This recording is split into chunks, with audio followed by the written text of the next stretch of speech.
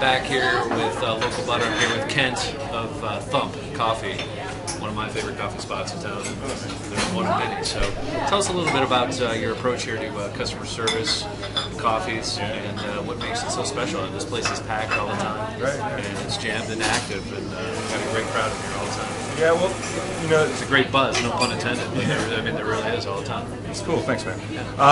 No, Thump is all about creating community. That's our mission. You can't create community unless you can get people to come back. So the hook is super fantastic, world-class quality coffee. And that's where it starts. It starts with the beans. We get our beans from Stumptown. Many of your viewers probably from Portland are familiar with Stumptown. Super high quality stuff. We got this team of guys, Indiana Jones of Coffee World, traveling around the world, sourcing literally the best beans in the world.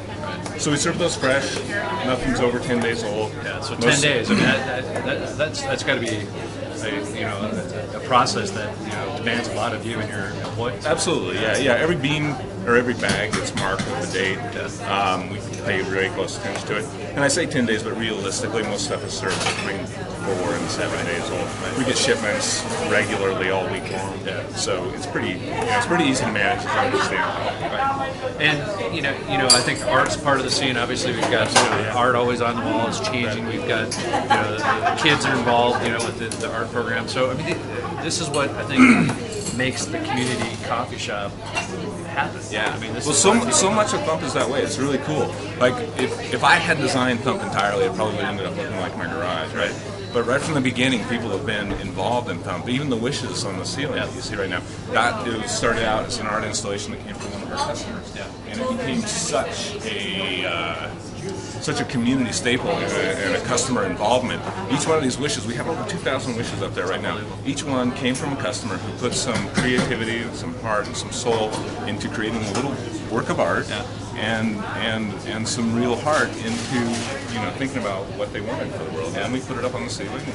Maybe it comes true, but I think wishes do come true. I mean, you have to throw them out there. I mean, you really have to believe in them and put your heart behind them and your soul. And that's the first step in making it come true. Absolutely. But you've put your heart and soul, has transitioned into this business. Yeah, for sure. And tell us a little bit about your background, how you got into home coffee. Oh, wow, yeah. So my wife and I were just absolute coffee junkies in Seattle back in the 90s when espresso was first coming on the scene in the United States.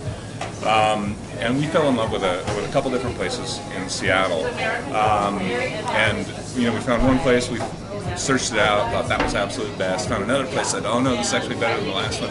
And then one day when my wife discovered Stumptown down in Portland, she's like, I'm sorry, this is actually better than the places that we've been so loyal to.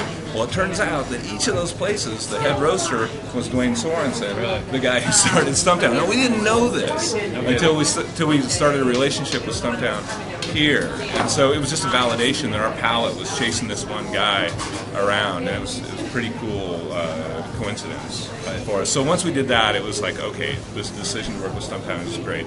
Before that, we actually started our own little roasting venture. I have a commercial roaster in my garage still, we don't serve the beans that I roast there just because that's our arrangement with Stumptown. But it's roasting was a fantastic way to learn the business. We serve coffee around town, various businesses around town, and it was really cool. And I'm very passionate about the roasting. It's a terrific way to learn about the whole, that side of the business. But it's a separate business, wholesale roasting. How does the business of running a retail establishment work with the family? Because